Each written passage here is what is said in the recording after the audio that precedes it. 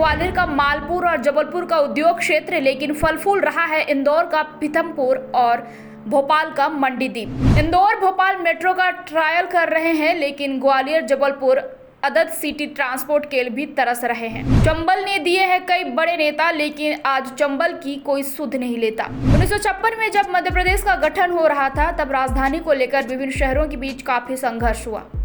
राजधानी के लिए सबसे पहले ग्वालियर और फिर इंदौर का नाम चर्चा में था, जबकि राज्य पुनर्गठन आयोग ने जबलपुर का नाम भी सुझाया था। हालांकि सीहोर जिले की तहसील भोपाल में सरकारी कामकाज के लिए उपयुक्त भवन अधिक थे, इसीलिए भोपाल को मध्य प्रदेश की राजधानी चुना गया।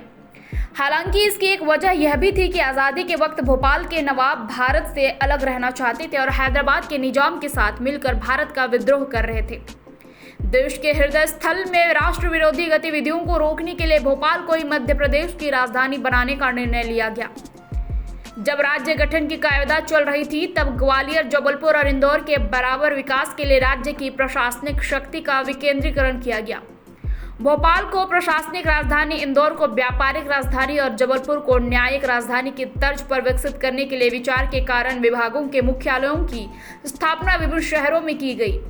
हाईकोर्ट की मुख्य पीठ जबलपुर में स्थापित की गई। साथ ही व्यापार और उद्योग से जुड़े अधिकांश मुख्यालय जैसे वाणिज्यिक कर, राज्य वित्त निगम, मध्य प्रदेश राज्य भंडार गृह निगम और स्टेट प्रेस इंदौर में स्थापित किए गए। क्योंकि उस वक्त स्टेट कालीन शहर होने के कारण ग्वालियर की दावेदारी राजधानी के लिए मजबूत थी, लिहाजा ग्वालियर में भी आबकारी, परिवहन, राजस्व मंडल, भू अभिलेख और कैग जैसे कायदेवार विभागों के मुख्यालय बनाया जाना प्रस्तावित हुआ।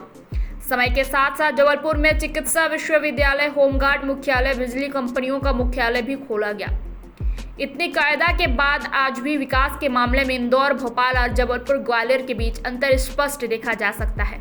मुख्यालय खोलने का फैसला झुनझुना ही साबित हुआ, क्योंकि प्रशासनिक और राजनीतिक शक्ति केंद्र भोपाल में होने के कारण मुख्यालयों के मुखियाओं ने कभी ग्वालियर या जबलपुर में स्थित केंद्रों में अपना डेरा जमाने में रुचि नहीं दिखाई।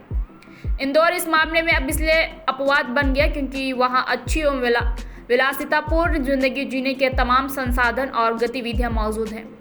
यह सर्वविदित है कि किसी विभाग का मुखिया कौन होगा, वह इस पर निर्भर करता है कि उसके प्रशासनिक और राजनीतिक समीकरण कैसे हैं। परिवहन और आबकारी, वाणिज्यिक कर तो सरकार के कमाऊ पुत हैं, लिहाजा उनका मुखिया बनने के लिए तो अफसरों पर जोर आजमाइश चलती है। अधिकांश उच्च अधिकारी शक्ति केंद्र यानी भोपाल या उसके आसपास ही रहना पसंद करते हैं। दोनों शहरों के विकास में पिछड़ने के लिए राजनीतिक इच्छा शक्ति, क्षेत्रीय समीकरण भी जिम्मेदार हैं। देखा जाए तो इंदौर, भोपाल ने विकास के मामले में जो रफ्तार पकड़ी है, वो पिछले 15-20 सालों के बीच की है।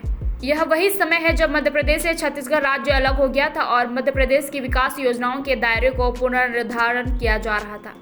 शहरों को सपनों का शहर के बनाने की कायदा शुरू हुई। सन 2000 में जब छत्तीसगढ़ राज्य का गठन हुआ, तब राज्य में दिग्विजय सिंह की सरकार थी। राजनीतिक जानकार कहते हैं कि दिग्विजय सिंह और ग्वालियर के सिंधिया घराने के संबंध कैसे हैं, यह किसी से छिपा नहीं है। अतः उनके कार्यकाल में ग्वालियर में योजनाओं का हमेशा टोटा पड़ा रहा। उस वक्त जबलपुर का राजनीतिक प्रतिनिधित्व भी इतना प्रभावशाली नहीं था, लिहाजा उनके साथ भी विकास का सिर्फ आश्वासन आया। उसके बाद से सत्ता के केंद्र में उमा भारती, बाबूलाल गौर और शिवराज सिंह चौहान रहे। बुंदेलखंड से आने वाली उमा भारती के 8 माह के कार्यकाल को छोड़ दे तो बाकी दोनों नेता मध्य प्रदेश के मध्य क्षेत्र यानी विशुद्ध रूप से भोपाल, सीहोर की राजनीति करते आए। इसका बड़ा असर हुआ। ग्वालियर की स्थिति आज भी दयनीय है। आज़ादी को 80 साल हो गए। मध्य प्रदेश के इंदौर और भोपाल के साथ ही ग्वालियर या जबलपुर के समकक्ष देश के कई शहरों में मेट्रो और पब्लिक ट्रांसपोर्ट का मजबूत सिस्टम है। वहीं ये दोनों शहर टेम्पो युग में ही जी रहे हैं। इंदौर के पास स्थित पीथमपुर और भोपाल के पास स्थित मंडीदीप औद्योगिक क्षेत्र आबाद। वहीं ग्वालियर का मालनपुर और जबलपुर का रिछाई निवेश नहीं आने के कारण बर्बादी के कगार पर पहुंच चुके हैं। विकास का संतुलन बना रहे हैं, इसलिए जरूरी होता है कि मुख्यालय खोलने की सिर्फ औपचारिकता नहीं की जाए, बल्कि प्रशासनिक एवं राजनीतिक शक्तियों का वास्तविकरण, विकेंद्रीकरण ईमानदारी से किया जाए।